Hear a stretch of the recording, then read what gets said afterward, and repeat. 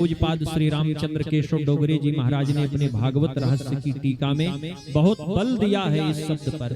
बोले केवल नारी और द्रव्य का चिंतन करने वाला, जो 24 घंटे सतत चिंतन करने वाला है, उसी का नाम धुंधकारी है। तो नाम रख दिया धुंधकारी। धीरे धीरे समय बीता। श्री सनकादिक ऋषि कहते नारद बाबा कियत कालेन तौ जातो तरुणो तनया बुभौ गोकर्णः पंडितो ज्ञानी धुंधकारी महाखलः। कियत कालेन, बहुत थोड़ा समय ही गया था भैया। देखिए अपने यहाँ एक बड़ी पुरानी कहावत है कि होनहार बिरवान के होत चीकने पाप। जो होनहार वृक्ष होता है, बिरवा होता है ना, वो हो जाता है, और जिसको नहीं होना है बोले वो नहीं हो पाएगा। चाहे जितना आप प्रयास करिए, वो होना नहीं है तो नहीं होगा। कहीं बकरी खा जाएगी, कहीं नीलगाय खा जाएगी। अभी हमने 5 सितंबर को शिक्षक दिवस पर हमारे यजमान जी हैं, तो उन्होंने 2 पेड़ आम दिया। बोले गुरुजी अरुणिमा है, भादों तक लाल लाल आम इसमें रहता है। तो हमने कहा ठीक है लगा देते हैं, और 2 अमरूद ले आए थे भैया ताइवान पिंक वाला।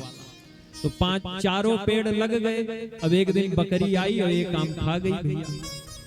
अब एक ही पेड़ बचा है, और जो बचा है वो बड़ा होनहार है। बैठाए थे 10 दिन के अंदर ही उसने पल्लव दिया, बहुत तेजी से बढ़ने लगा। तो हमको लगा देखो ये कहावत आज भी सार्थक हो रही है।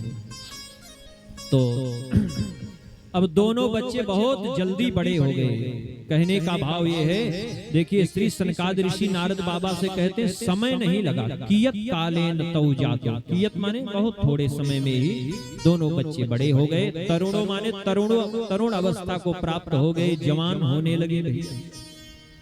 और दोनों का खूब नाम हुआ संसार में, प्रसिद्धि बहुत हुई, लेकिन नाम होने में अंतर रहा। एक बालक का नाम तो गोकर्णः पंडितो ज्ञानी, गोकर्ण जी महाराज बहुत बड़े पंडित हुए, ज्ञानी हुए, लेकिन धुंधकारी महाखलः।